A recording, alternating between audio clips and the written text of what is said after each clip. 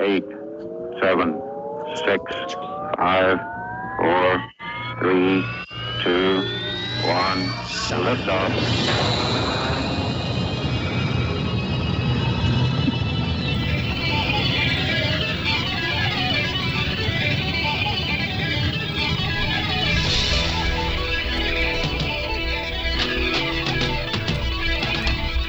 When you hit stop, it's supposed to start from the beginning, especially when you close and reopen the file. Not start at 8. Want to say greetings, good evening. How the hell are you? Welcome to Beyond Ringside Live, the Shooters Gallery Edition. We are set and ready to ride on this 14th day of May. 27 before the top of the 9 o'clock hour, in other words, 8:33 in the Central Time Zone, 6:33 on the West Coast. Thank you to everybody catching us through BeyondRingside.com, ProWrestlingRadio.net, the Beyond Ringside channel on TuneIn and the TuneIn mobile app, and of course, Ted Guinness's Pro Wrestle Review channel. Yes. Over on Twitch. I am the Magic City Motor Mouth, Fast Eddie Layne, live from Birmingham, Alabama, in the heart of ever so humble and honest politicians. Excuse me, I must go throw up now. Welcoming in tag team partner from the Peach State, Shane Noles. If I was doing any better, I'd be triplets. Welcome to my junior year in high school. Like to welcome in tag team partner, the president of wrestling, Bill Stamper. You know what I was gonna say? It's a good day, yes it is. But if you're gonna besmirch politicians in front of the president of wrestling, then we need to have a conversation about our relationship. And I'm having one hell of an echo. And I will simply use your favorite phrase or one of your new favorite ones. I know enough to know I don't know enough. That is the way we put it on the t-shirt, right? Something like that, yeah. Something like that. It's on my Facebook page. Hell. Welcoming in tag team partner, the voice, the scribe, Ted Guinness. I had to take a point away from Shane for that ridiculous introduction. Hey, I like coming back like George Herman Ruth. I'm going to bat left-handed for the rest of the show. Up until when you don't. I'll start out as a righty and then I'll end up as a righty. Because if I try to bat left-handed, somebody is going to be hurt. Because that bat gonna go flying. Let's go, lock and load. Let's go for the opening rounds. And trust me, we're going to be on target this week in more ways than I've got active brain cells. There's that phrase. Thanks for playing. 2 in one phrase, 2 in one sentence. Let's lead it off. Shane Noles, take aim, go for it. Well, I'd like to say this past weekend's Money in the Bank, I got to thump a little bit here, is the only person who picked every match correctly on last week's program. Be damned how that happened. So, Ted, I hope there's some points coming my way, aside from the triplet reference. But, the thing that is baffling to me about it is that Otis did win the Money in the Bank for the men. That feels so funny rolling off the tongue, even though I picked it. And, you know, we harp on fans sometimes, not all fans, but I have seen a multitude of the same ones who say WWE is stale, they never do anything different. Otis is different. And what do? It is open the floodgates of complaining, whining, and groaning. I just don't know how you satisfy certain people anymore. I've made that statement. Perhaps you should move on to something else if you can't be pleased. But it was the shortest WWE pay-per-view since an In Your House in the late 90s. Had a good flow to it. You know, we've given AEW a lot of credit for mixing it up and things they've done during these stressful times, these uneven times the last 8 weeks. For Money in the Bank, I thought WWE did some different things. I don't know if they felt pressured or challenged by a competitor, but they weren't doing that on Raw and SmackDown for the most part. But Money in the Bank has some different things to it. Now, granted, a little comical, things that would make Jim Cornette's blood pressure go in triple digits, but it was still different, and I applaud them for doing that. You know, going forward, of course, Becky Lynch, no one can plan on her having to step away, but now Asuka is your champion. So much to delve into on that, but I really enjoyed the Drew McIntyre-Seth Rollins match, and for that reason, Drew McIntyre, I felt, finally had a match worthy of being the WWE Universal Champion.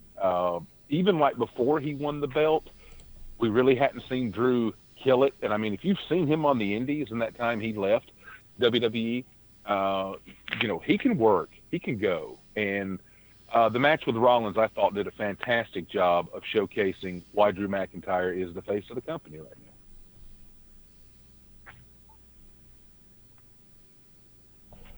Phil Stafford, thoughts on Money in the Bank? I was a little bit. Well, actually, I wasn't super surprised. It was a little bit shorter. I realized going into it last week, I was like, wow, they've only announced, I think it was 6 matches, and we got 1 extra, or maybe, well, if you include the pre-show, 1 extra or 2 extra. 2 extra, including the pre-show. Yeah, and Jeff so, Hardy. right, with Jeff Hardy. So I was still a little bit surprised it was that short. I thought they were going to do what they have typically done for the last several months and years, is it's SmackDown, and here's 4 more matches that they've been doing that for months now. So I kind of was expecting that was going to happen, and that's not what happened. And then, of course, the reveal of what or how they pulled off the Money in the Bank corporate ladder match was interesting. And I'm sure we'll maybe deeper dive into that, so I won't go any further. Oh, yeah. Ted, did you catch Money in the Bank? Yeah, I did catch Money in the Bank, and I think the first thing for me that I've gotten to the point now to where I think it's time to end doing pay-per-views without fans. It's fine to do the weekly TV shows where, you're just advancing storylines and everything, and you can continue to develop deeper storylines, but until you actually can get even a small crowd in there to react. The WrestleMania Money in the Bank cinematic matches, the Boneyard match, the Firefly Funhouse match, that was fine for what it was and for that big event, and that's great.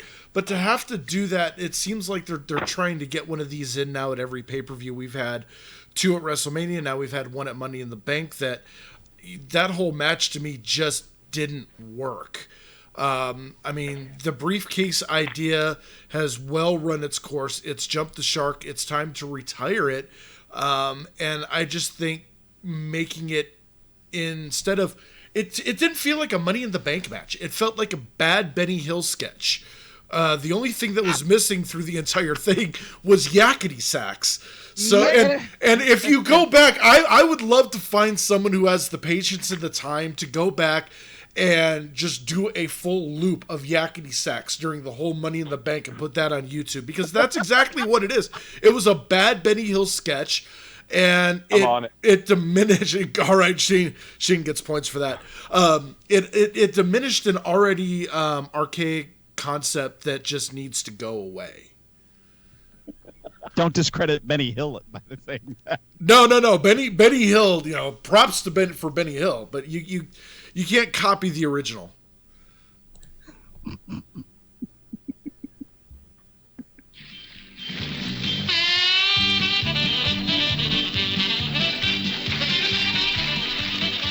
Live, technically. That's a 4-pointer right there. Thank you. You know what I think when I hear that song? I think of the Scooby-Doo infamous door chase scenes of the monsters, where Scooby and Shaggy would be running from the monster, and then Shaggy would be carrying the monster, chasing Scooby, vice versa. Coming to your home theater near you. The new Scooby-Doo movie. Yes, love it. Eddie, thoughts on Money in the Bank? You mean in your house? Well, that's coming back with NXT, right? Yeah, I noticed that. I saw that. I popped. It's like, damn, took it right out from under me. Yeah. Shortest pay-per-view in over 10 years. Right at just under 2.5 hours. I was really kind of irked that we ran that short and they put Jeff Hardy and Cesaro on the pre-show. They could have put that on the main card and I'd have been fine. Ted makes a reference to... Huh? I was going to say, I've heard lots of comments about how, wow, that's how you sell a pay-per-view. You put the main event first.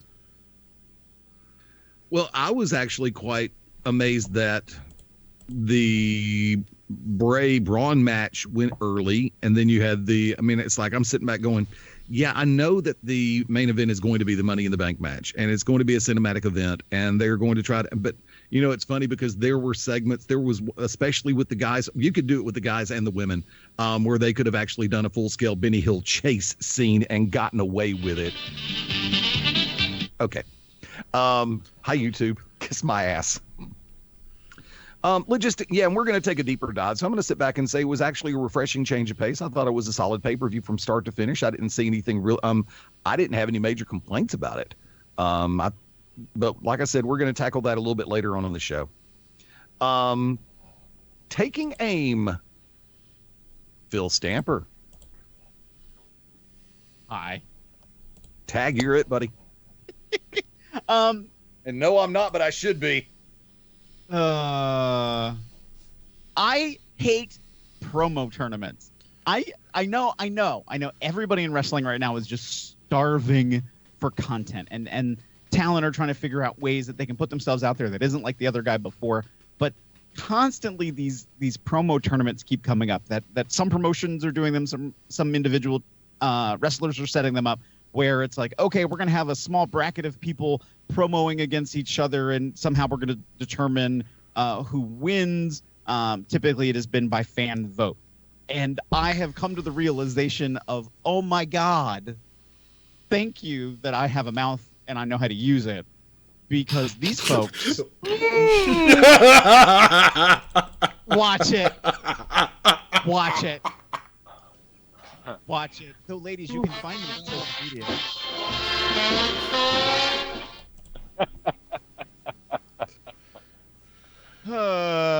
I walked right into that one. Yeah, you did. I totally did. I tripped, rolled, tumbled all the way through it. That's what she said. You walked right into it with a mouth that you know how to use. Wow. Yeah, apparently. You hit bankruptcy and Wheel of Fortune because you lost all your points for that one. I think I did. Aww. I'm done. Thank you. And good evening. Get your ass. Promo tournaments are bad. That's my point. I'm done. Goodbye. Shane, are you on the page with him on that one? Oh, I mean, I don't think he would have bowed out if Ted wasn't scoring points. Ted isn't scoring anything. Wait till you see it on my YouTube page later. It's like weather in my home state of Alabama. The seasons are all made up and the forecast doesn't matter anyway.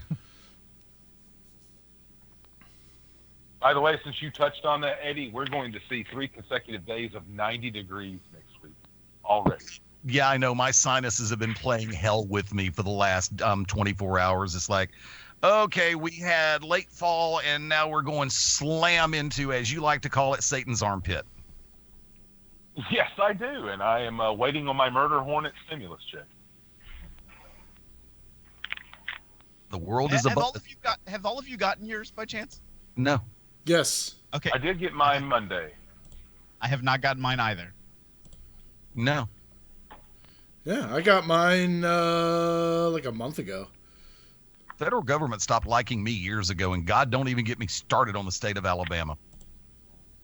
Well, these are supposed to go through November, so dear God, if you have to make it through the entire summer and fall without it. Yeah. Georgia High School Association has canceled their fall sports season. Wow. We'll come back to that. Ted, are you on the same page with Phil on the promo tournaments? So the cool thing about these promo tournaments is the only reason I'm aware of them is a mutual friend of ours, Mr. Joshua O'Hagan, blows up my messenger with this picture of him standing next to some jabroni, which now that I have some actual insight on this, I want to get his ass on the Wrestle Review show because I have never looked forward to burying somebody so hard in my life. But yeah, so he sends me this message and I'm like, okay, well, what is this? Whatever. And he sends me the promo that this guy does, and I can't play it because I don't have it pulled up and I don't want to figure out how to jury rig it live on the air. But essentially, this guy's promo is that he's the youngest wrestler in the tournament. He doesn't even know his opponent's name in the tournament, but he has haters. But how many fans does he have? That was essentially his promo. And then Mr. O'Hagan came in with, buy a ticket and sit your ass where you belong because you don't belong in the ring. And yeah, these things are stupid. And the fact that I wasted 5 minutes of my life on it that I'll never get back kind of hurts. But I guess that's what I get for opening a message from Joshua O'Hagan on Facebook. But yeah, I'm not a fan of those. And they're only bad because they're bad at doing them. People need to learn how to do promos. You know what? In the professional world, while everyone is remoting from home, and even though I'm finding that my days are busier than normal, many people are saying like, "Oh, we're starving for things to do, and we have to do all this professional development now." How about wrestlers? You can still do professional development. How about you take a promo class? Because y'all, damn, just find help, please, anywhere. I'm doing private sessions on promo work. Well, let's have a conversation. I will help you. Eddie, what was that guy back in the old GCW days back in 2012? He basically got himself booked on a show because he cut a bunch of promos in the woods. And when he actually showed up to wrestle, it looked like he was wearing like a yellow hefty bag for tights. What was that guy's name? Oh, God, I don't remember. I definitely tried to bury that out of my brain. Was it like One Man Crew or some ridiculous knockoff? You guys know who I'm talking about. All right. Yes, I know. Oh, I have 2 one-man crew stories. Oh, bring them. Bring them. Yes, please. Well, no. Let's save that for segment 4. Okay. I want to hear these. Yeah, that's a long story. Oh, God. How you doing, Bull Buchanan? Yes, I have seen that match you were talking about. Oh, God help me. Oh, you were there. Ooh. Double Springs, Alabama. Yes, it was. Oops. Hi, how you doing? Good to see you. Glad to meet you. Videotapes on sale in the lobby, 1995. No, Mike Jackson isn't selling those. Love you, Mike. Ted Guinness, opening round. Take aim. So I'm going to switch off from some sports and everything. And, something that's been kind of sitting in the back of my mind, especially with the emergence and the prevalence of the Marvel Cinematic Universe, there are a number of amazing Marvel products out there that have yet to get their just due on cinema, whether they're standalone or whether they are actually part of the MCU as a whole. And the one property that my mind keeps coming back to definitely wouldn't fit in the modern MCU. It would have to be its own standalone little sub-universe where Ant-Man goes on weekends. Gru the Wanderer. For those of you that are not familiar with Gru the Wanderer, Gru is a Arnold Schwarzenegger-like barbarian without the muscles or the brains, is absolutely terrible at everything he does and walks around with a VHS video cassette around his neck. Everywhere he goes, hilarity ensues, and I'm wondering at this point, why haven't we had this on our big screens yet? Why is this not in movie theaters? Because if this isn't a role that is built for a guy like Jeff Daniels or something along those lines, I don't know what is. What movie or what book or comic book or other property that is out there, video games, haven't been made into a movie that you would absolutely love to see made? Let's go with let's start with Phil this time. Very good question. Well, I know they're in Marvel. They're going to be making a Disney Plus series for Moon Knight, and I think there's a lot of potential there. Some people will compare them because there's a similar visual look to like a white suited Batman-esque, but it's really not that at all. He's hooded and it's different. Plus he's mystical and like it very similar background. Like, oh, he's a millionaire and he goes on an Egyptian expedition. And does he actually meet an Egyptian god and take on mystical powers, or does he have a split personality, or is he the mystical god, or is he and he, to try to help himself investigate crime, takes on different personas, and every time he takes on a different persona, he actually creates his own dissociative personalities. So it's a little bit scattered, but it's a detective story and there's mystical stuff. So it's an intriguing thought. On the Marvel side, I would say that's the biggest one I would like to see how they pull it off on film. Thought for a minute you were trying to describe Dr. Fate in DC. Yeah, and it doesn't have to be a Marvel property. It could be any property. But on the DC side, they have to do the Ray, and not how they did it in Arrowverse, where it's like they just took all of Ray's powers and gave it to a guy. Like, no, like make it Ray and make it his story, because it will really connect to your high school and college age population in the way that story could be told. And I think they're missing out on an opportunity to develop a great character around the Ray instead of what they just kind of gave us at Arrowverse. Eddie Layne. I'm really kind of torn right now because I monitor what's going on social media right now. And as far as new characters coming out, there's a lot of people on Reddit that have great ideas. There's a lot of people on Twitter and Facebook. I'm now playing around with a new social media network called MeWe. Little by little, it's starting to gain a little bit of steam. No, I'm not going to upgrade to premium. I've got a really bad feeling that no matter what brand it comes out from, whether it's Marvel, DC, or a smaller third-party label, that you've got people that are going to be constantly wanting to compare to the Avengers or anything in the MCU or Justice League and what's been going on with the DC cinematic universe. So it's going to be a very, very tricky thing. I mean, yeah, I'd love to see exactly how they were to do the original Richard Rider Nova and bring that into full play. I'd love to see him bring back Howard the Duck for the niche audience. I wouldn't mind seeing and I know they've done this in the CWDC play at once, especially back with Smallville, when they actually did bring in characters from the Justice Society. And I think the Justice Society would be good for the CWDC setup. But because the main thing that we have to watch out for is no matter what hero or villain you genuinely try to bring on board, you can't, and we live in this culture where we've got to make sure that they're not overpowered. And remember, for the longest time, the biggest knock on DC characters was the fact that they were overpowered. You have to instill and install or create niche weaknesses for them to where they don't be that completely omnipotent person, kind of like Mon-El from the Legion of Superheroes. Ha, there's your reference.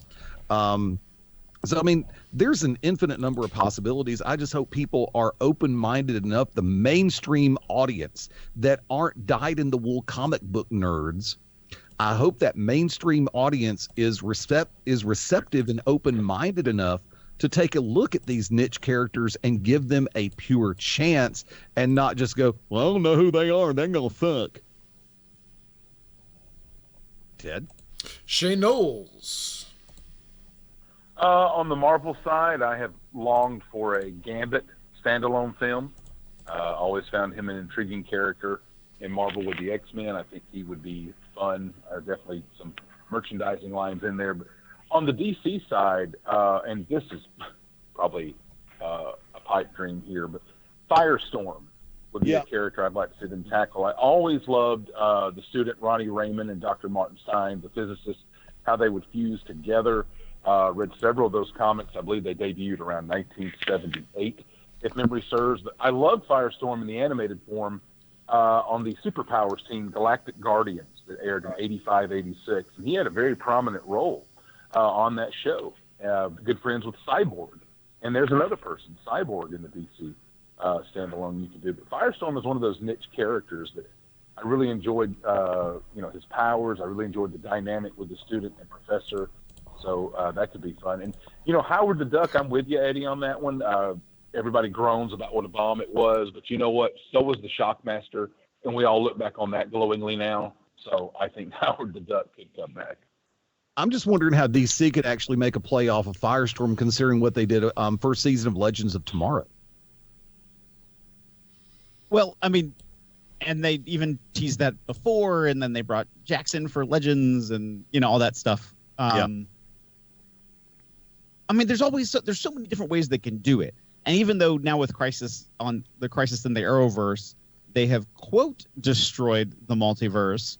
Well, they've just now introduced the Mirrorverse, and they're also just about to debut Stargirl. That's on Earth 2, and they've already said that Titans is on Earth 9 or something. And Doom Patrol's on Earth 12. So it's like, wait a minute. You blew up the multiverse, and now you have a new multiverse. And so it's like, are you just not going to, just describe it anymore? Like, what happened? So I'm kind of waiting to see, they could reboot it. They could even do things like, we merged all the multiverses together, and now all of a sudden there's new forms of these characters. Which, I thought they were going to get away from the doppelgangers, and then they went right back to it, and then they got rid of him, and I don't know. And now everything's on pause anyway. Folks, tell you what, we're going to go to the bottom of the hour break we are just before 9 o'clock in the Central Time Zone, 7 o'clock on the West Coast. When we come back, going to take a deeper dive into Money in the Bank, the pay-per-view itself, and I'm going to take that opening shot myself. Hang tight. We'll be right back. This is the Shooters Gallery on the Beyond Ringside Radio Network.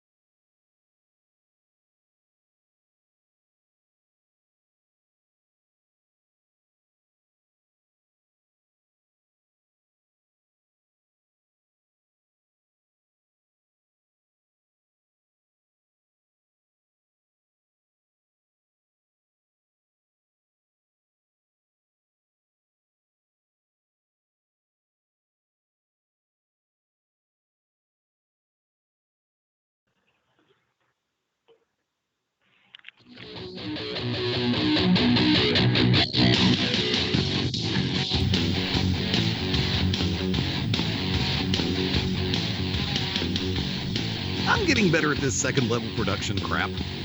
I'm used to doing it front side, not second side.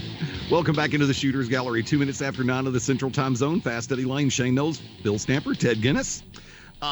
Once again, thank you to everybody catching us all the way through, up and down the Beyond Ringside Radio Network. And of course, want to take a moment to say thank you to all of our first responders and all of our essential personnel out there that continue the grind.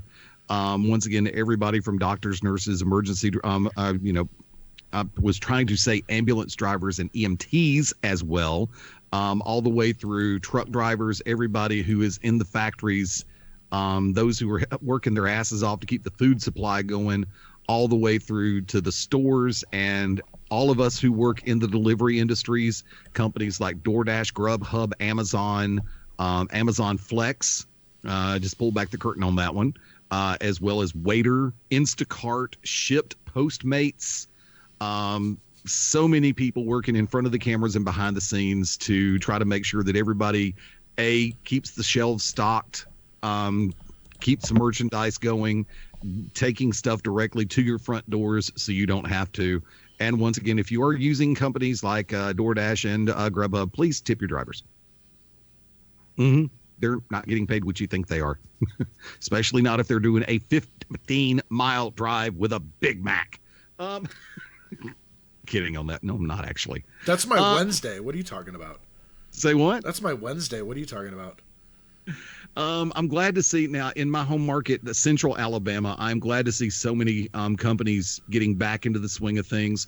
Yesterday, one of my favorite places in the whole wide world, everybody who knows me knows the restaurant that I'm about to say, Texas de Brazil, reopened in my home market yesterday. I'm giving it 2 weeks. I've already got my VIP card, $63. Go to texasdebrazil.com because that VIP card gets you 12 half-price dinners.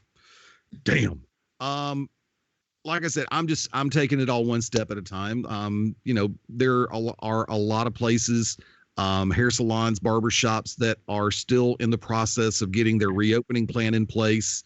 Some that have not announced reopening dates. Some restaurants are still doing only takeout and or delivery. So it's a process. And we were doing the opening shots, and mine is a shot heard round the sports world over the last little while, especially this morning on the entire circuit. Everything from ESPN's brands, the ESPN branded shows, to Fox Sports, to you name it. And of course, I'm not going to denigrate this individual by referring to him in any sense other than the fact of a wannabe. I gots to get mine. Okay, Blake Snell, first off, understand something.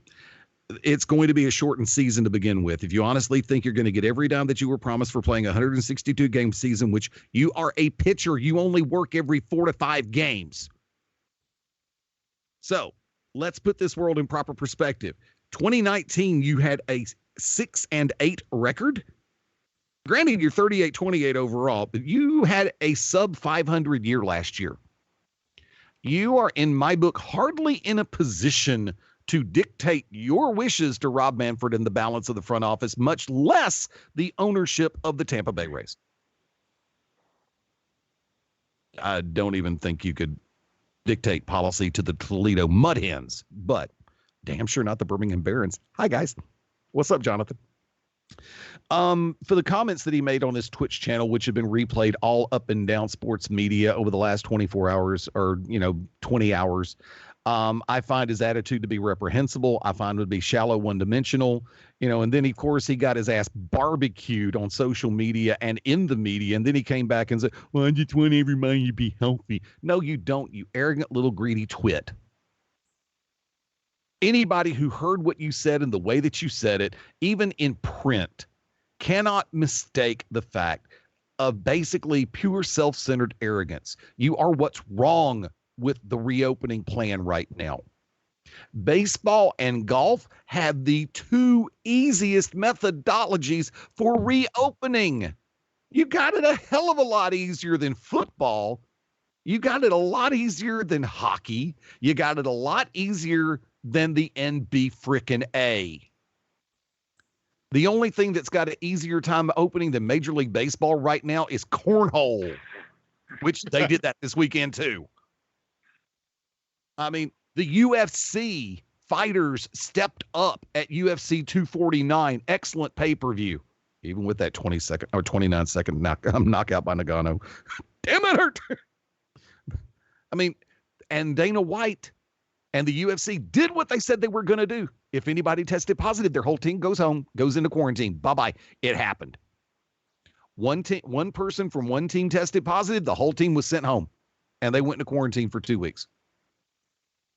So let's put this world in proper perspective. Pitchers are normally antisocial entities to begin with. I know I'm going to get some serious crap for that one, but you stay out in the bullpen, and even if you're starting, you're going to be floating back and forth between the dugout and the bullpen. You don't have to be around people for the most part. It's not like you're playing an important position like first base, or not even right field. Now, I will never underscore the importance of a good pitcher. Once again, a good pitcher. But the fact of the matter stands. You're talking about an 82-game season at best if baseball does get relaunched. You're not going to work all 82 games. So what the hell is your beef, boy? Grow up, get a clue, and become a professional. I made a reference to people who are making a ton less than you, who are out there 7 effing days a week, putting their bodies and livelihoods and families on the line. And you want to act like this. At this moment in time, please mark my words, 9 minutes after 9 Central Daylight Time, May 14th, 2020, I don't want baseball to come back. That statement was the epitome of a pampered, spoiled millionaire, so to speak. Right now, those who know me, especially my family here on this show, they know I'm a dyed-in-the-wool longtime Braves fan. I would kill to be able to go to a Braves game this year, schedule permitting. Right now, based on a comment like that, I don't want baseball back. Take the rest of the year off. Sit your ass at home. Come back in 2021 and then test the waters again. That's all I'm going to say. Shane, got a follow-up? Ooh, do I want to? Baseball's looking at a proposal of a shortened spring training, looking at starting around July the 4th. You see the proposals of designated hitters for both leagues. So Snell wouldn't even have to bat in the National League, like per se under normal rules. A 50-50 split on revenue. And I can't believe that that's a point of contention because, 50-50, when there's not going to be any fans at the beginning, and let's be honest, may not be throughout the duration of the entire schedule, seems more than fair when there's still going to be money coming in from radio and TV deals that would be split 50-50. We have labor unions and all this stuff. But I will say, if baseball misses out, if they go on strike, if they screw the pooch on this, because they have a beautiful opportunity to come back as America's pastime. You could argue that football has passed it in the last 15, 20 years, but I digress. They have a beautiful chance to come back to be the actual first sports league of the Big Five, Big Four, if you don't want to include soccer, to come back and give people something to do, give them something to be entertained by. But the strike almost killed them in '94. It certainly killed the baseball trading card market. I'm afraid, and in these times, for a large portion, if we don't come back, this time it will be seen as millionaires crying over millions and billions and couldn't figure out how to distribute it evenly or want to play. Now, I get it. What's the price on a human life? If you're out there risking it, taking it back home to family. But still, I think it's almost like work to me. Everyone's regular job. Let's do it. And if you don't feel comfortable coming back, then don't. I mean, they're already talking about expanding rosters. So, I mean, you would get people from AA, AAA. I mean, this wouldn't be enhancement or replacement players, so to speak, because not everybody's going to take the position of one Blake Snell.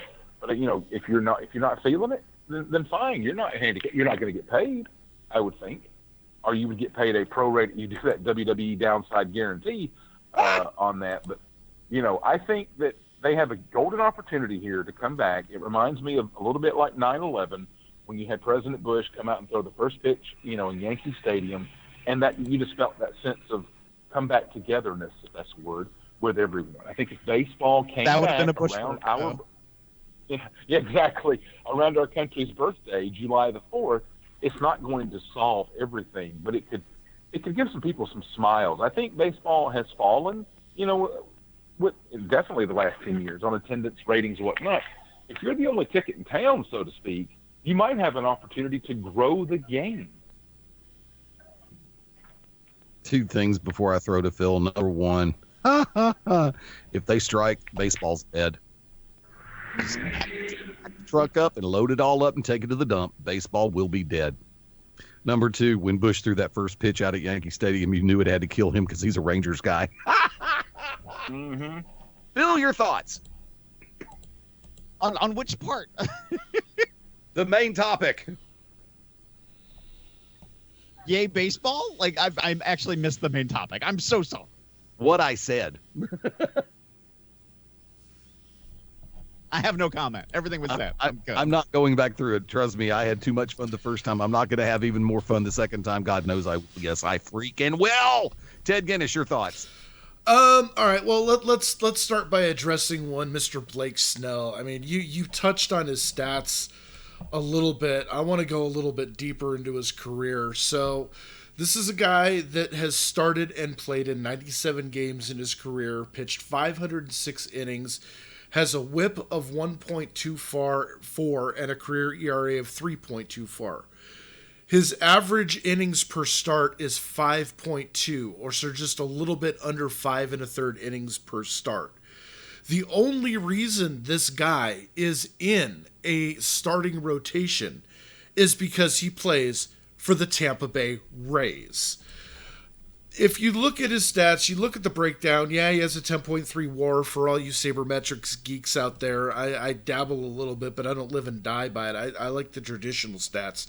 This guy's a journeyman.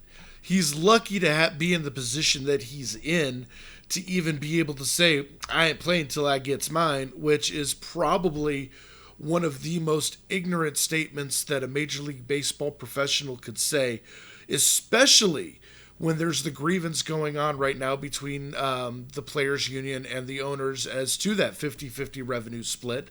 There's also going to be the end of the current collective bargaining agreement that's going to be coming up. And believe you me, if they run into a problem with this, I have to agree, not only is baseball dead, baseball's not only dead because it's going to alienate the fans, but it's going to economize itself out of business. Because if you can't come to an agreement on a short-term 82-game season with a 50-50 split, how are you going to rationally be able to tweak the nuances and work out your differences on the little nuances that could cause another work stoppage like 1994? I guarantee you Montreal definitely didn't like 1994 because that would have been the first year that they would have ran away with the NL East and probably been in the World Series. I don't remember who was in first place in the NL West at the time. It was either Los Angeles or San Francisco, if I remember correctly. It was the Dodgers. Okay. That would have been a hell of an NLCS, but that was Montreal's probably first, best, and only opportunity to get to the World Series. And baseball fans are fickle. They don't forget things like that. They don't forget 94. They don't forget the injustice that happened to Matt Williams for San Francisco, who was on pace to be the first person to break Maris's 61. He had I think 41 or 42 home runs at the end of July, right at the 8 strike deadline. and the way that he was crushing baseballs that season and able to see the ball, he very well could have been the non-steroid, non-PED, non-distraction home run king back in 1994, but economics and greed took that away from everybody. And baseball is in a very dangerous position right now where unless the players union can curb their idiot members like Blake Snell from saying things out of school and a little inside baseball, if you'll forgive the pun, yeah, Eddie's absolutely right. The sport is going to come to an end because it is going to alienate the fans who are already on the fence and would rather go spend their money to watch football, soccer. Far be it for me why anyone would actually want to go pay to see soccer, but they could do that. The NHL when it comes back, UFC, professional wrestling, there's also a rodeo. There's all sorts of different events and venues, especially during the summer golf tournaments, tennis tournaments, different things to do that baseball, I think at this point right now has kind of an overinflated sense of self and self-entitlement as to its importance within the public eye of the United States. And this is definitely a turning point. Like I said, I stand by my comment. If they do pull this, baseball's pretty much dead. People will sit back and watch blind people play Parcheesi before they'll watch a baseball game. Oh, I'm all on down on that. I want to call that. Can I get the gig to be the color analyst for that? Sure. I don't know who the hell to call.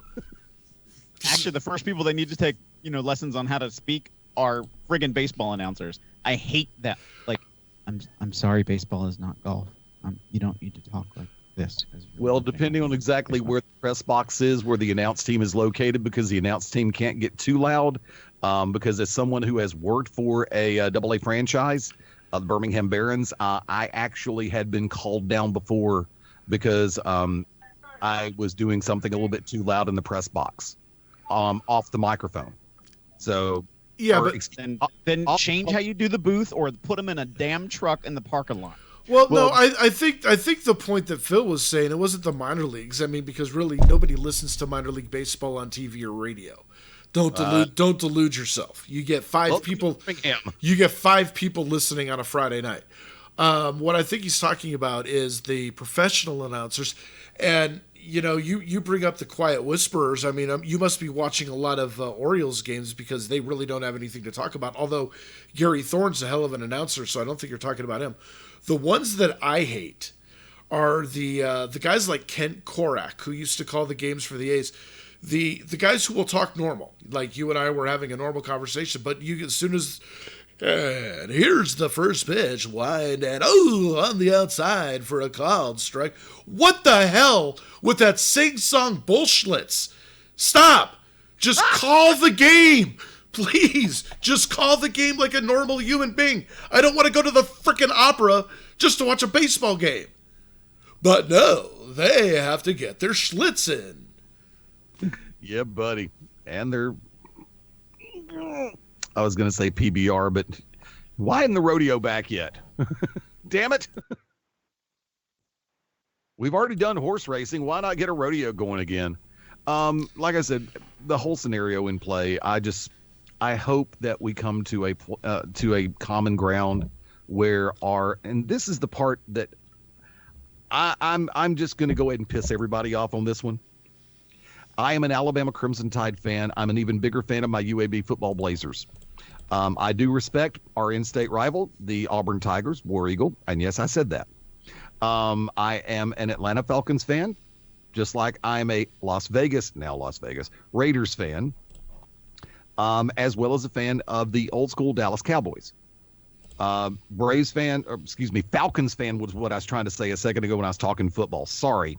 Braves fan baseball, St. Louis Cardinals baseball, Nashville Predators in hockey. But the fact of the matter stands, let's be realistic about this, kids. It doesn't matter if it's WWE, AEW, pro wrestling in general. Doesn't matter if it's the Ultimate Fighting Championship or any other mixed martial arts promote. It doesn't matter if it's Top Rank Boxing. Thank you, Bob Arum, for starting to put a game plan in place. Or Major League Baseball, the NBA, MLS. It doesn't matter. NFL. It's all supposed to be entertainment. You guys are, nobody in the realm of sports and entertainment is solving all the world's ills. You're providing a diversion. We make sports relevant because occasionally we want a diversion. So I don't care. I really don't. And I've gone way over on this segment that I really wanted to hit. But, and look, for everybody who's sitting back going, well, we're not going to have college football this year. Well, folks, there's reasons for that. If we don't have sports, guess what? We'll get them next year. Once this thing actually starts going, and I'm not going to go off into the weeds or take a deep dive on this whole scenario. That's not going to happen. My basic end of story on this, it doesn't matter what it is. It's all entertainment. It's all a diversion. It's all secondary. It's an escape. Speaking of an escape, I was almost right about AJ and the promo and the setup. Even though I played the audio from last week when AJ said he wishes it could have been done differently. I knew in my gut that they were going to make allusions to or illusions to The Undertaker and that it was going to rattle AJ. The only thing that could have been better is if Mark would have actually been there in full gear just to throw a monkey wrench into everybody and go, oh, hell, Taker's here. I was expecting that. I was honestly expecting that when he got in the room, especially. Yeah, I was expecting it. I was expecting the casket to open up and Mark just sit there and go, yes. And then have AJ just melt down.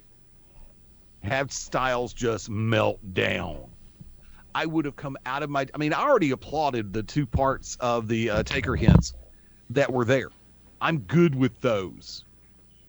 So it did show the fact that, yes, they thought this out a little bit more after everybody from creative to AJ got crucified on social media after the promo from Raw. I mean, logistically speaking, the men's and women's, sure, easy for me to say. Hi, Tunzi. Say what? I said language. I'm teasing you. Please continue. I know. I was trying to remember the exact quote. Am I the only one that just noticed the fact that Cap said language? It just slipped out. Age of Ultron, remember? Still funny. To me it is.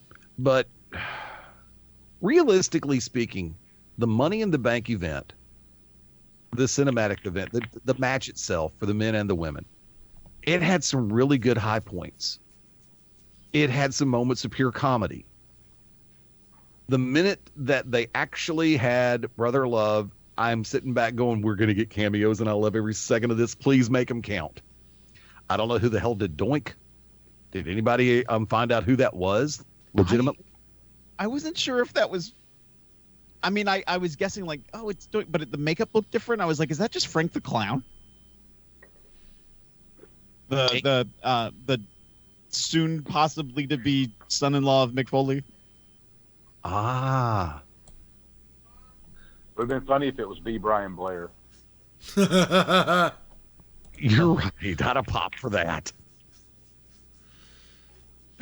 Keeping in the, by the way, for those of you who are kind of curious, while we're taking top and bottom breaks, we've got some communications in place right now.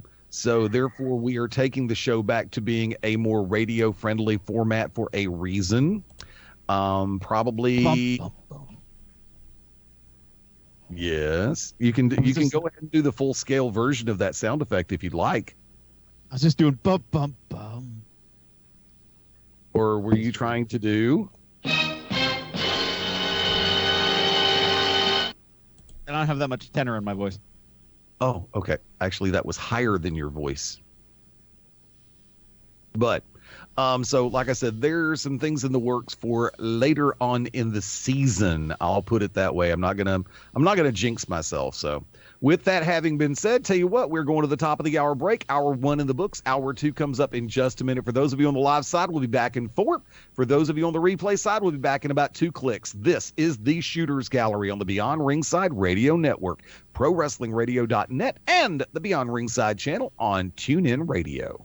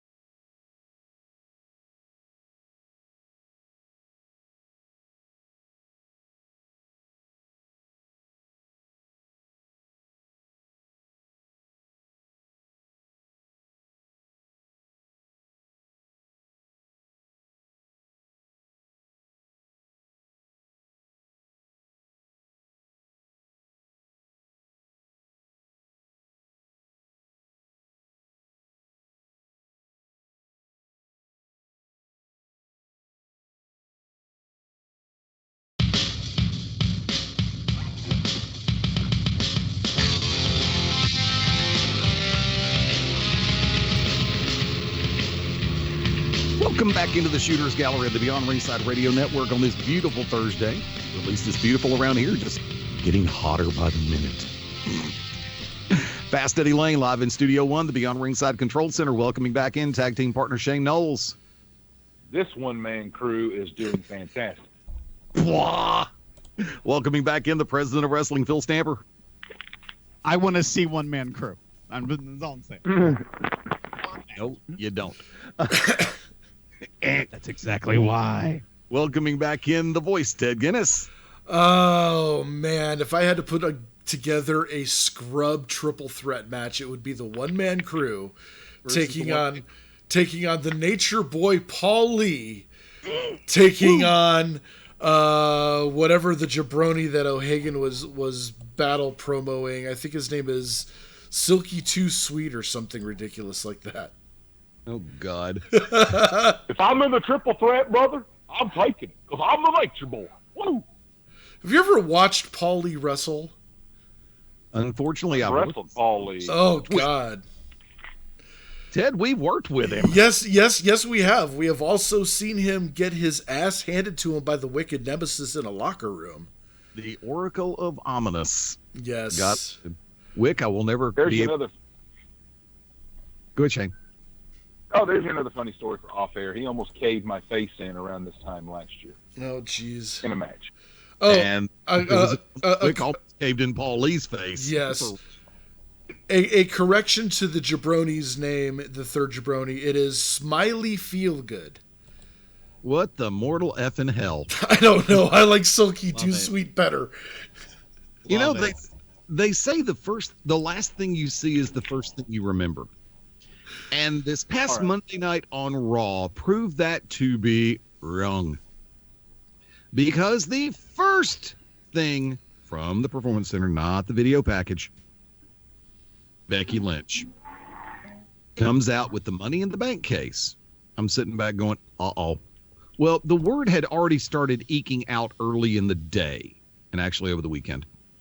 But I don't do spoilers. When it comes to day of show, I don't get on the dirt sheets. I don't get on social media that much. Look, when we get back into a full swing on Beyond Ringside Sports Radio, I will be over on the Beyond Ringside Facebook channel, Facebook page, both of them, and friends page and fan page. I'll tell you about those in a minute. And I'll actually be putting up match graphics and getting predictions from everybody live as the pay-per-view unfolds. Especially if it's a live pay-per-view, not pre-recorded. Okay, there, I said it. But when she came out with the Money in the Bank case, I'm sitting back going, wow, okay, this is a nice little touch. And then Asuka comes out, they open up the case. It's the Raw Women's Championship. And Becky with the line of the year, you go be a warrior, I'm going to go be a mother. And the whole thing flipped. I thought that segment was well set. From start to finish. I don't think they milked anything too long. I think they gave Becky the perfect send-off for the new chapter in her life that she's about to begin. I believe that personally, the transition of going ahead and saying, Becky said she spoke to the powers that be and decided to go, okay, it's not just for the Money in the Bank case, it's going to be for the Raw Women's title. And now Asuka is now your Raw Women's champion. So we don't have to worry about another tournament coming into play with a vacant championship. Hello, Sami Zayn and the Intercontinental title. Even though if one is on one brand and one is on the other, it's not that bad. But it does get a little bit redundant every once in a while. But before I go any further and turn it over to my colleagues, I will simply sit back and say to Becky and to Seth, congratulations. From the bottom of my heart, all the best.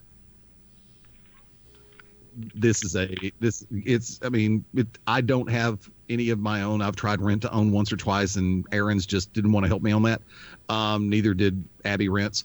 But from there, it's like a number of people inside my family and in my circle of friends have experienced this, and it's a beautiful chapter and a beautiful journey that you're about to begin. Just please remember, the sins of the parent are manifest in the sins of the child. So if either of y'all were a pain in the ass to your parents, this kid is going to get even with you on behalf of your families. That's all I'm gonna say. Let's take it. Let's take aim and What have do you think they did? What do you think they did as children? That's why I've never had children, because I would not want that child to be half the hellion that I was. On behalf of the Beyond Ringside family, thank you for not having children. Oh, no problem. The Layne and Powell lines both stop with me, so I'll leave it at that. Shane Noles, your thought. Becky Lynch and Asuka, all the way across the board. Well, this isn't the first time Seth Rollins has put an Irish man on the shelf. Hello, Finn Balor. Oh, that's a 3-pointer. Should we go through all the memes that we've seen? We can do that in a minute.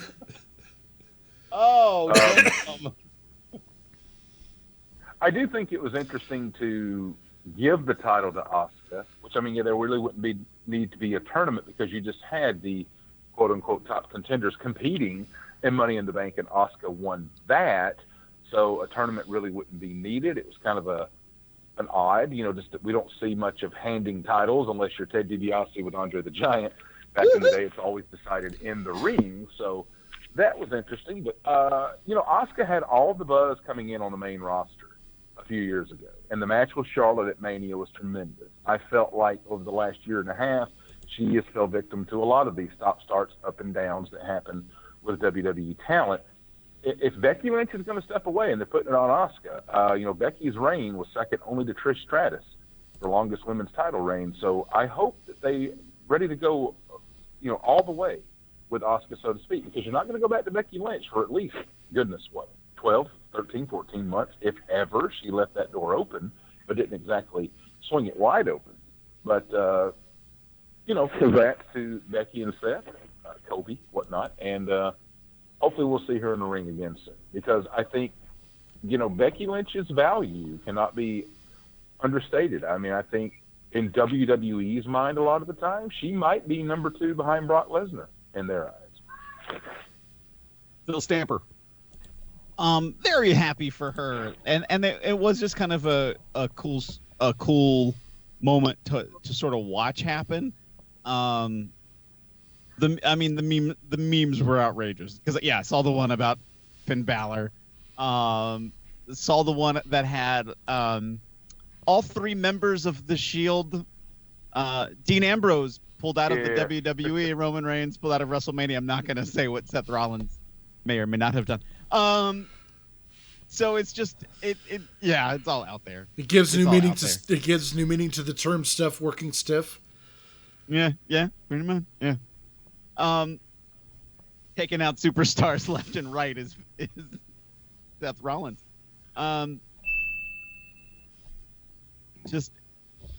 Very happy for her, and I hope it's what she, everything moves forward fine and excellent with her. I'm sure we're gonna get little social media fun moments with her as she goes through her pregnancy. And that, I think that'll be more fun to see. And because she's always been sort of a gem on social media when she's not necessarily in front of the camera. And so I am kind of interested, like, okay, how is she gonna say, hey everybody, here's the baby bump? Like, I'm just waiting to sort of see what happens next. Would it be the baby bump or the man bulge? Ooh.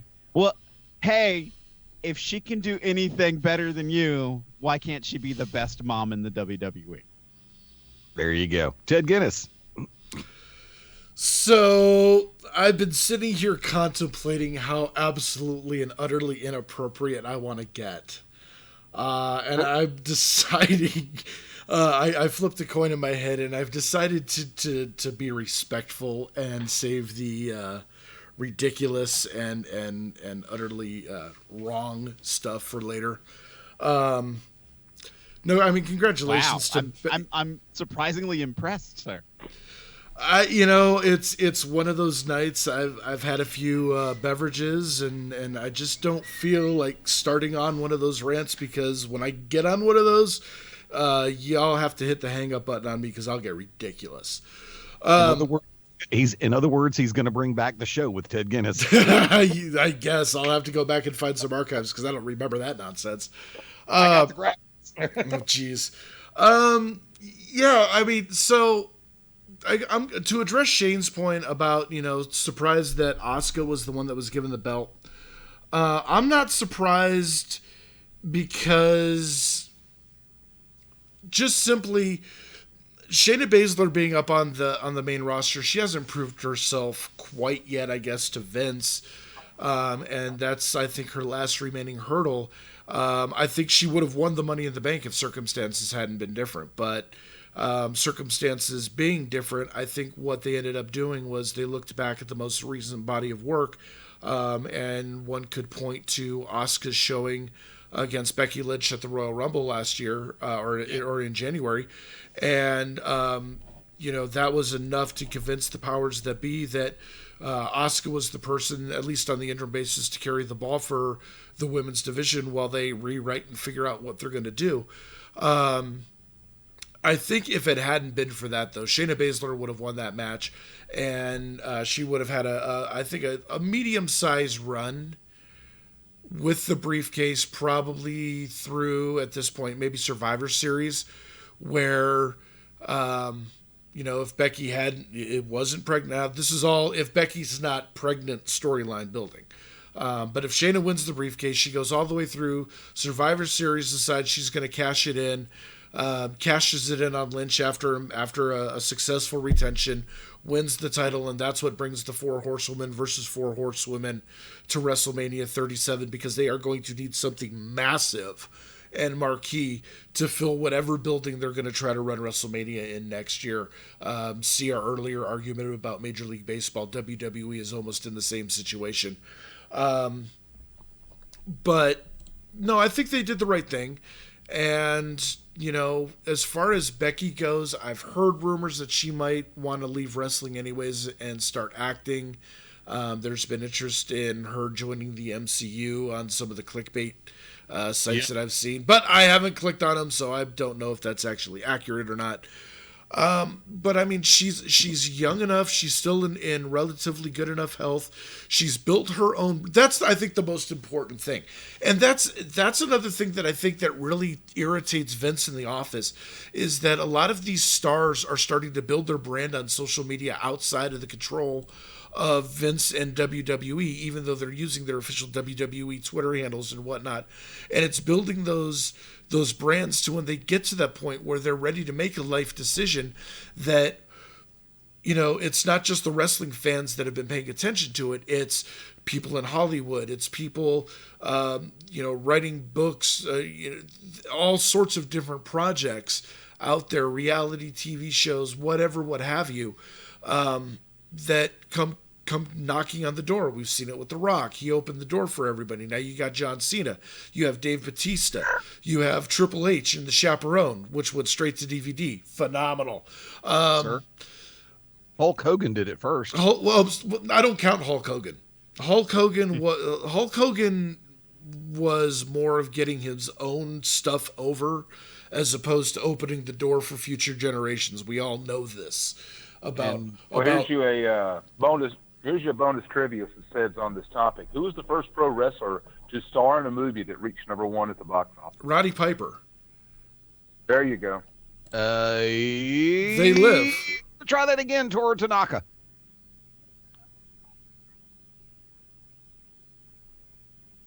James Bond series. Yeah, but I don't think Toru Tanaka. He wasn't a star. He was a star. He was a sidekick that Austin Powers made a very bad parody of. Yeah, no kidding. Also, let me go ahead and give you these two, because back in the day, before my day, Gorgeous George, very well known on the television circuit, as well as Classy Freddie Blassie. But the key went #1. Was right. #1 movie. None of those guys were #1. Well, those two also made a lot of mainstream television appearances, not movies. That's what where I was going. I thought I was being a little bit more clear about that. Continue. Okay. Yeah, but I mean, so now I've completely kind of lost my train of thought. We're going back to that whatever I just said. That's what I meant thing. Lynch building her brand outside of WWE. Yeah. So Hogan didn't knock any doors down. Hogan was just doing it for Hogan's sake, and he brought Mark Calloway along for the ride in Suburban Commando. Dwayne Johnson opened the door for guys like Dave Bautista to have opportunities, and Dave Bautista has acquitted himself very well, not only in the MCU, but in outside projects. I haven't seen, I don't know if the new James Bond is out yet, but I believe he's in the new James Bond as well. I can't wait to see his performance. That he's become a very nuanced actor. Very different style than Dwayne Johnson, who's, charismatic and animated. If they were to remake Goodfellas, I could see Dave Bautista playing one of the characters in the background, just being low key and cool. And Becky Lynch is the next one to knock on that door. So and I think that really perturbs The Office and Vince and things of that nature. And so we may see even more of a clampdown on the official WWE social media accounts, just so Vince can try to control what he can control while he can control it, while he's still in control of his own company. If he really wanted to have control over the social media situation, he would tell his WWE contract labor superstars to not utilize their real names on their social media accounts, i.e. Rebecca Quinn, Lexi Kaufman. Should I stop there or keep going? Keep going. You're getting points. Because you've got so many people that have put their own names on their WWE social media accounts. Case in point, everybody knows Lana, CJ Perry, Pitch Perfect before she was Lana. You've got so many others that were doing, made her NXT main roster debut. Chelsea Green has a very successful and very well-known social media video channel where she tries on bikinis all the time. Nice. Pervert. Who, me? Yes. No. The fact that you know that. Couldn't be. Pervert. Dude, because it was on Lords of Pain. It was on wrestling headlines. It was on Wrestling Inc. It was on Wrestling News Source. We believe you. Y'all can all just GTH, okay? Which that would be a great finisher name. It's GTH. Kane should have used that. He can call it the Go to Hell. But no, CM Punk had to do this. Had the GT son of a buzzard. But yeah, those who continue to put their real names on their social media accounts, that's what's helping to build their own brands right out from under the nose of Vince McMahon.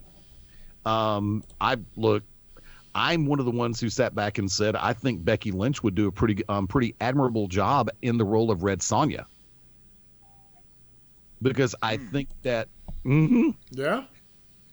Well, and what's Becky in? She was in Valkyries, right? Or not Valkyries, Vikings. Vikings. Because I remember she talked about that a little bit on the Stone Cold podcast. Yes, she got it because she was a wrestler overseas, and she got in. They were like, "You do stunts, right?" And she said, "Well, yes, of course I do," and and meaning wrestling, and she got a part of the show. So she kind of was in that eye before she was in the WWEs, or maybe that's what led her to the WWEs. Who knows? But so her returning to the world of acting wouldn't be such a dramatic shift for her. Let's go rapid fire on these next two that I've got fresh on the brain. 1 minute or less on the response. Can WWE make Dana Brooke look any more irrelevant or just period? I'll just leave it there. Question mark. Shane. Whatever work she's had done on her face has made her irrelevant to me. Ooh. Just saying. That was tough to watch. I'm like, what did you do to yourself? It started when she kept trying to do the duck lip thing. It's like, really? And then just the hits just keep on coming. The reason why I asked the question is because of what they did with her and the Money in the Bank conference room and that the crystal clear briefcase, and had her thinking she just pulled down the real damn one, and Steph had to go ahead and set her straight. It's like, wow, are we trying to book Dana Brooke as totally irrelevant? Phil, can they make her more irrelevant now? Oh, yeah. It's the WWE and Vince McMahon. They can always make her more irrelevant. Ted. Phil stole my exact answer. And I will second that emotion. Yes, they can. But it just absolutely killed me. It's like, really, you're going to have her do this? Oh, God. That would have made sense if it was no, it wouldn't have made any less sense if it was anybody other than Dana Brooke, and I'm just going to leave it at that. I'm sorry. When she first started with the E, I saw the promise, I saw the potential, and then just the way that she's been over the last little while, it's like that stutter, step, start, stop. It's just, no, I'm sorry. It's like, I'm surprised she made it through the last round of cuts.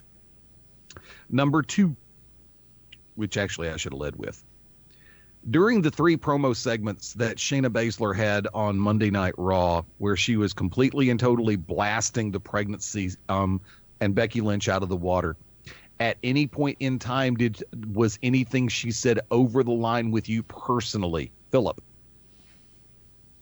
No, nothing I can think of. Tedrick.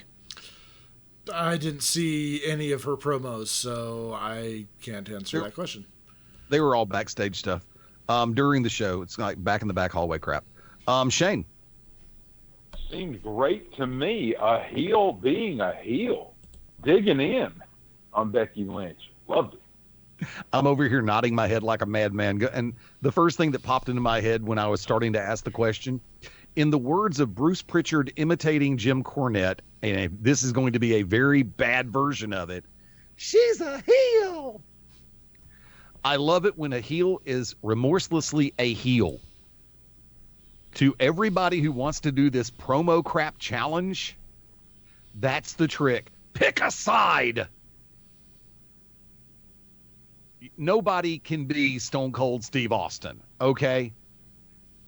Nobody can be The Rock. Nobody can be Ric Flair. Nobody can be the best promo man in the whole effing business, Dusty Rhodes. I don't care what anybody says. Dusty is still top of the food chain, God rest his soul, when it comes to the art of cutting a promo. It doesn't matter if it is for a match that's going to be an enhancement talent match that he's about to that he's about to go over in 5 minutes or less, or the U.S. title, or the Intercontinental belt, or the World Television title, or the tag titles, or the 6-man tag team championship, or the Western States Heritage title, or the World Championship, or if it was just a blood feud, or if he's getting ready to make an appearance in an area like he was doing back in the early part of his career when he caught fire. Dusty could catch that promo and give it to everybody and put one every 18. So for everybody who's wanting to do their little promo stuff out there. Chromo? Yeah, really. Chroma key. Harry Cuomo. Ah, I'm dreaming of a new waterbed. Old commercial. So for everybody who's wanting to do their little promo things, go back and look and to see exactly who does the best promos. Shayna Baszler's heel promos segments this past week on Raw, absolutely effing awesome. And I love it because, to me, a lot of this started with Triple H trying to be the cool heel, the reference wink, wink, nod, cool. Be a heel. And my God, that's what made Baszler so refreshing on Monday night. I was like, she's not trying to be cool or win you over or sell a T-shirt. She's wanting you to hate what the hell she's saying. Yeah. It's like, can we go ahead and just give her a blowtorch? Or just give her an A-bomb, because she got more heat than an A-bomb. She got more heat than a pipe bomb. Tell you what, as we are 4 minutes before on the bottom of the hour, Tedrick, I know that you've got a bail on this one, so I'm going to go ahead and turn it to you for a shameless plug and social media. All right, well, shameless plug. I have a book out on Amazon. It is called Fireminder, Part 1 of the Fireminder trilogy. For those of you that are watching either the live Twitch feed or the YouTube playback, it is sitting in this corner of the screen right here. That is the actual photo from Amazon. $6.50 on paperback, $1.50 on Kindle. I'm working hard on the second book. I'm about a third of the way through, and it's definitely going to be a much thicker book as far as content and character development. I'm really getting to play with mental illness and madness with one of my main characters, and I'm having a really good time with that. So that should be coming out at the end of July. July 31st is my publication date. So if you're interested, go to Amazon, check out Firemiter, part 1 of the Firemiter trilogy, and keep your eye out for book number 2 coming at the end of July. Also available on Amazon and Amazon Kindle. And also from there, the Pro Wrestle Review channel, you are looking for new footage to be sent in. So folks in the industry, if you're ready to have a little bit of fun on the Pro Wrestle Review channel, courtesy of Ted Guinness, how can everybody get in touch with you about sending you those matches? So you can get jump on the Facebook page. It's facebook.com/Pro Wrestle Review, and it's REVUE for review. Or you can send an email with a link to your match. Please don't let it be YouTube monetized because I cannot play it. But if it's just a full match, commentary, no commentary, singles, tag team, battle royal, bloodbath, I don't care. I want to see it. And you can email Pro Wrestle Review, REVUE, at gmail.com. We're on a slight hiatus while I work on some tweaks to the format of the show, based on some feedback that I've gotten from some very interesting parties. So hopefully we'll be coming out with a new episode with a little bit of a different look and a little different content coming here in the next month or so. Folks, hang tight. The home run round is up next. My brain just went blank. How many effing times? Hi, brain. My brain is brain. Hi, brain. What can Eddie possibly screw up next? You'll find out after the break. Yes. We're clear.